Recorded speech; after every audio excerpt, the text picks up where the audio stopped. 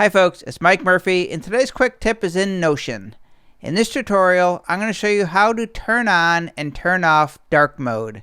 So open Notion and sign in. Go to the top left corner and click on Settings and Members. At the very bottom of the left sidebar, you will see dark mode. Just click on the toggle switch. That will turn on dark mode. Click it again to turn off dark mode. And if you hover your cursor over the toggle switch, you will see a keyboard shortcut. Command-Shift-L on a Mac, Control-Shift-L on a PC. So Command-Shift-L will enable dark mode, Command-Shift-L will turn off dark mode.